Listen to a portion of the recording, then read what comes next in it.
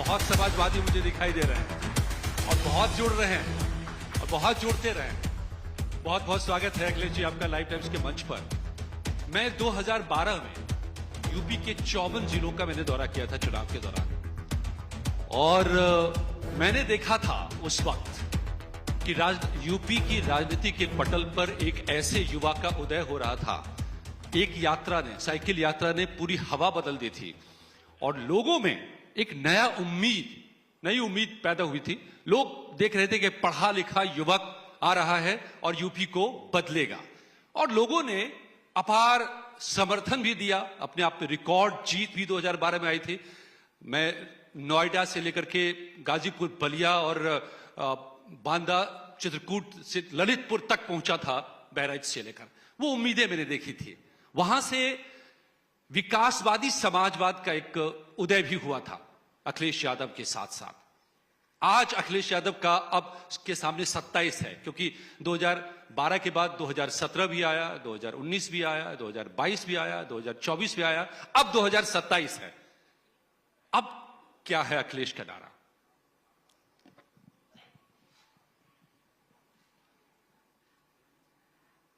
मैं सबसे पहले आपका धन्यवाद देता हूं कि आपने मुझे अपने इस शिखर सम्मेलन में बुलाने का और अपनी बात कहने का मुझे मौका दिया। बात तो ये थी कि पहले मैं कुछ कह लेता, लेकिन अच्छा लगा कि सवाल से ही सब बात शुरू हो गई। और मैं जब देख रहा था कि लोग बहुत ताली बजा रहे हैं, तो पत्रकार साथी भी ताली बजा रहे थे।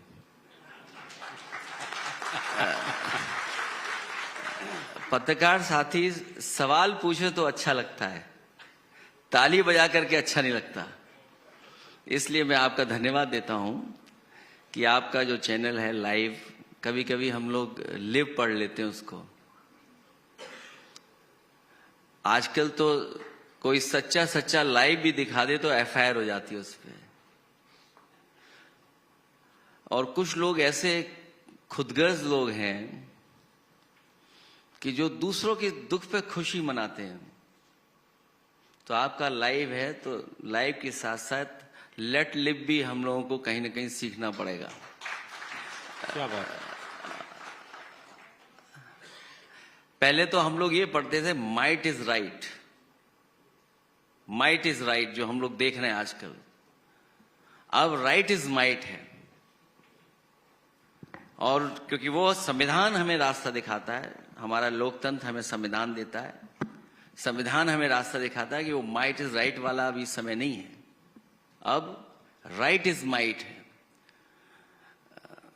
इधर तो मैं आपको नया चैनल, इसके लिए बहुत बहुत बधाई भी दूंगा, लेकिन इधर हम लोग देखते हैं कि एक नए तरह का गठजोड़ शुरू हो गया है, और उसको कभी कभी हम लोग अपने शब्दों में कहते हैं कि मुखिया और खुफिया, कि अंदर ही अंदर मुखिया से तार मिले होते हैं खुफिया के। पूरा इन्वेस्टमेंट वहीं से आ रहा होता है। तो हम ये कहते थे कि जिसका दाना उसका गाना, लेकिन मुझे खुशी है आपका लाइव चैनल है, इसमें वो बात नहीं आएगी जो हम लोग और चैनलों के बारे में सोचते हैं। और ये अवधारणा दिलीप सर की है। दिलीप जी बताएंगे कि ये लाइव की अवधारणा क्यों है, क्या है? अखिलेश जी बोल रहे थे, पहले वो कंप्लीट करें, फिर मुझे लगता है कि ठीक है।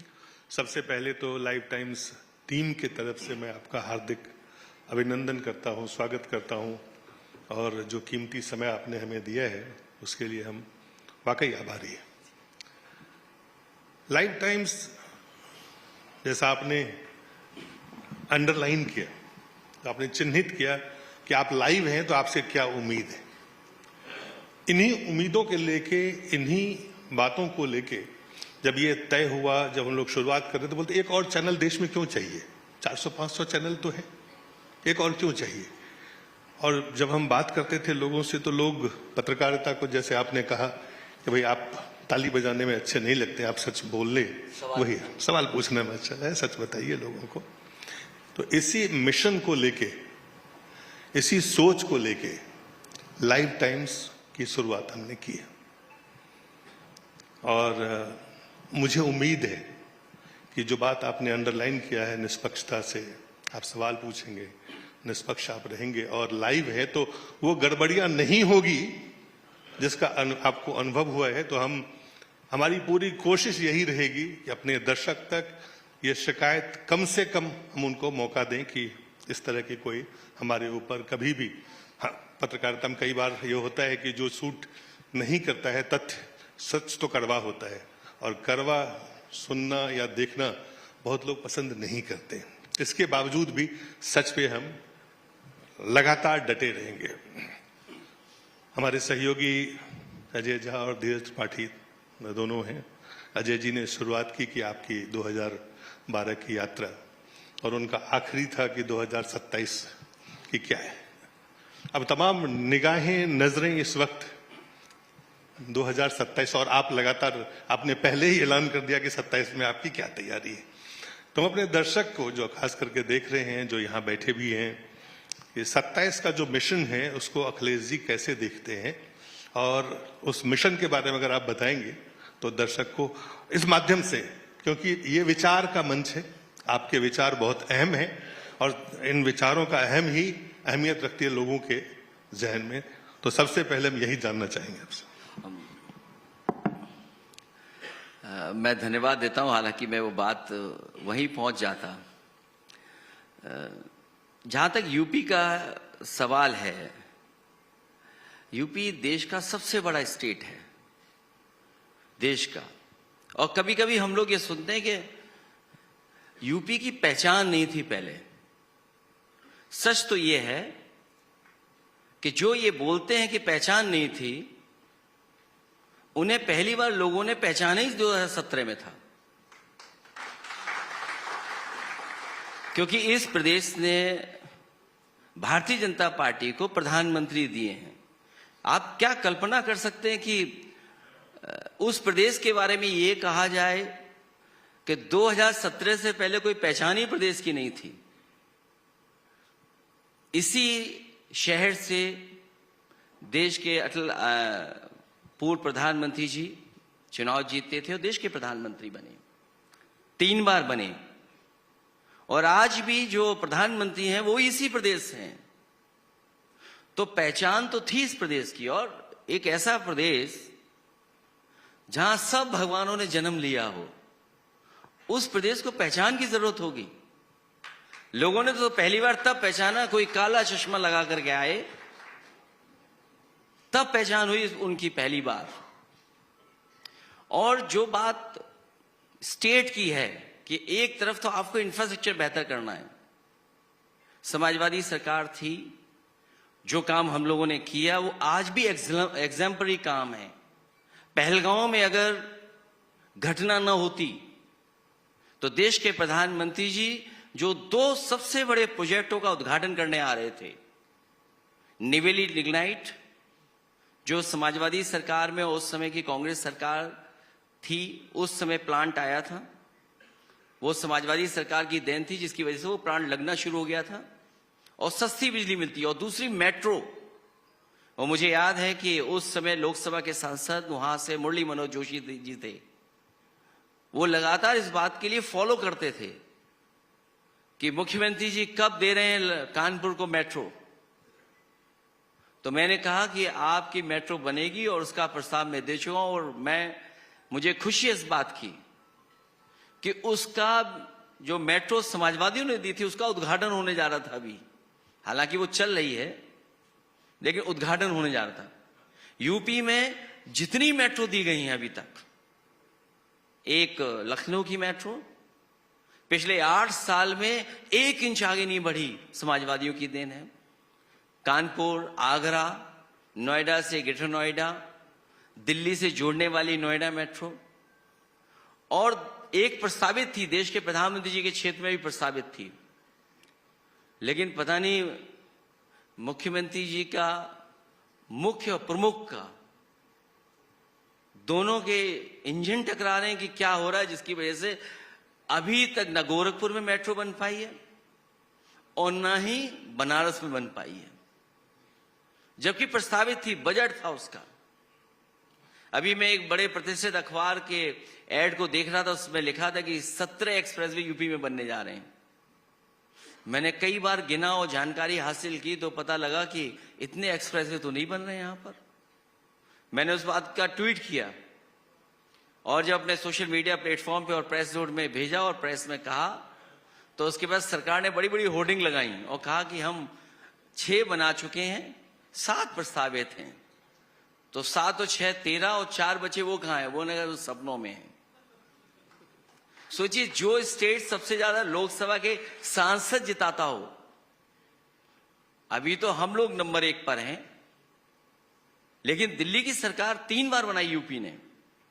दिल्ली की तरफ से कोई भी एक्सप्रेसवे का अभी तक प्रोजेक्ट नहीं आया यूपी में, एक भी प्रोजेक्ट नहीं आया। पावर प्लांट नहीं आया, कोई नया आईआईएम नहीं आया, नया कोई एम्स नहीं आया, आपकी कोई इंस्टीट्यूशन नहीं आई, IIIT कोई नया नहीं आया। और जिला मुख्यालयों को जोड़ने के लिए जो 4 लेनिंग शुरू हो गई थी स्टेट बजट से, वो भी अभी तक नहीं आया।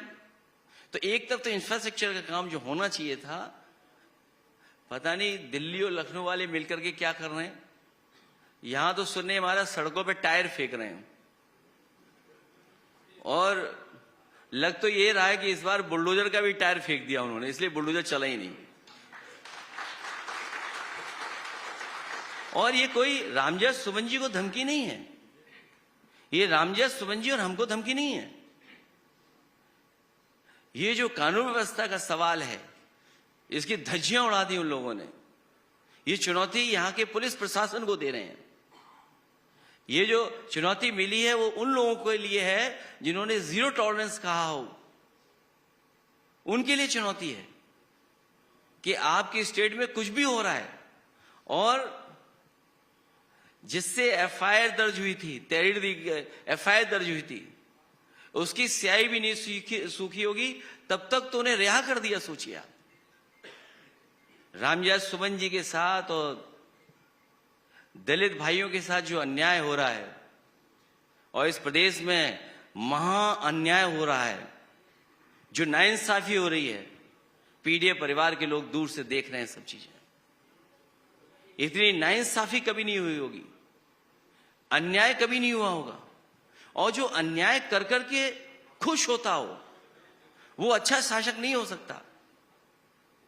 और फिर वो तो ये कह रहे थे कि हम तो स्टेट की $1 ट्रिलियन इकोनॉमी बना देंगे। मुझे लगता है कि अधिकारी भी उन्हें घुमा रहे हैं, जैसे खुद वो गाय में घूम रहे हैं अधिकारी लोग, वैसे अधिकारी लोग घुमा रहे हैं। अगर $1 ट्रिलियन इकोनॉमी चाहिए तो उसके लिए इन्वेस्टमेंट कितना होना चाहिए, गवर्नमेंट की तरफ से इन्वेस्टमेंट कितना आना चाहिए, प्राइवेट इन्वेस्टमेंट कितना आना चाहिए। प्राइवेट इन्वेस्टमेंट किसी कारण नहीं आ रहा है अगर, तो गवर्नमेंट इन्वेस्टमेंट कहां है? और अगर गवर्नमेंट इन्वेस्टमेंट है तो दिख कहां रहा है, कहां पर लग रहा है इन्वेस्टमेंट? क्योंकि अगर इन्वेस्टमेंट आया तो आपने इंसेंटिव दिया होगा कोई ना कोई बजट से, उसके लिए बजट रखा होगा इंसेंटिव के लिए। सुनने में तो ये आ रहा है कि इंसेंटिव ही कमीशन बन गया है, जो इंसेंटिव दिया जाता वो कमीशन है। और अभी जो अधिकारी लापता हैं, अंडरग्राउंड हैं, वो कोई कमीशन और इंसेंटिव की वजह से नहीं लापता है, वो जो बंटवारा होना था उसमें झगड़ा हो गया, इसलिए वो लापता है, अभी भी अंडरग्राउंड है। और ढूंढने की जरूरत नहीं है, यहीं से ज्यादा से ज्यादा बहुत करीब है, वो 2 किलोमीटर जगह होगी। अब मैं अखिलेश तो जी, मैं ये कह रहा हूं कि जो एक रोड मैप समाजवादी सरकार में तैयार हुआ था, जहां हम बैठे हैं, अगर हम राइट साइड में देखें तो रिवर फ्रंट बन रहा था, देश का one of the best river front था, और इसमें गोमती में पानी साफ बहता है, ये एग्जेम्पलरी काम होता। उसके आगे आप डायल 100 वो 1090 देखोगे, वुमेन पावर लाइन बनाया नहीं उन्होंने, लेकिन होर्डिंग बना करके उस पर लगा दी कि ये उनका प्रोजेक्ट है। आप बाएं